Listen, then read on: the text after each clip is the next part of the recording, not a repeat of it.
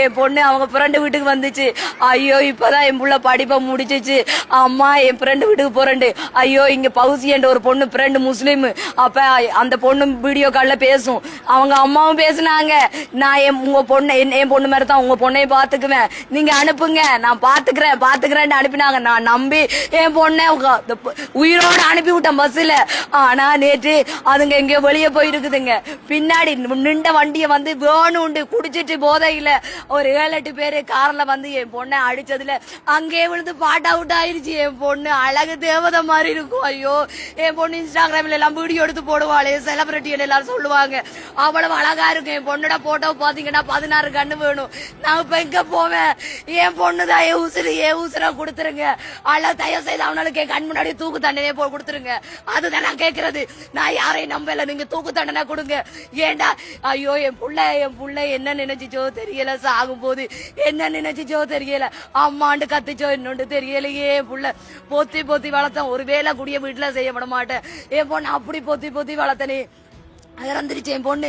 நான் எங்க போவேன்? உயிரை போய் யார்கிட்ட கேட்பேன்? என் பொண்ணோட உயிரை போய் யார்கிட்ட கேட்பேன்? நாளைக்கு மண்ணுக்குள்ள போயிடுவாளே, நான் எங்க போய் கேட்பேன்? என் பொண்ணை உயிரோட கொடுங்க. அல்லது ஐயோ என்ன அவங்க வெளியில போயிருக்காங்க, எந்த பிரச்சனையுமே இல்ல, வெளியில போயிருக்காங்க. எனக்கு ஒரு 7:51 கால் பண்ணிச்சு என் பொண்ணு.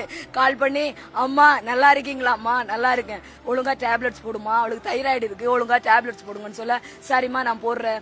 நான் அப்பயும் சொல்றேன் சேஃபா இருமாடா, நீங்களும் சேஃபா இருங்கன்னு சொல்லிட்டு நானும் பவுசியும் வெளியே போறோம் அப்படின்னு சொல்லிச்சு.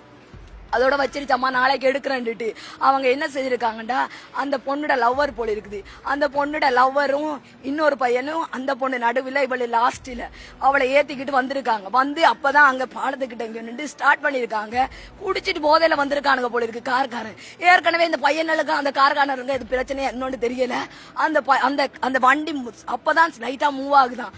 உடனேக்குமே அந்த கார்காரனுக்கு வந்து வேகமா அடிச்சு விட்டானுங்க. அடிச்சு விட்டதுல என் புள்ள போயிட்டு அவங்க அப்படியே மூஞ்சி தேஞ்சு அப்படியே பாட்ல அவுட் ஆயிடுச்சு. என் புள்ள யாருக்குமே துரோகம் பண்ணதில்ல.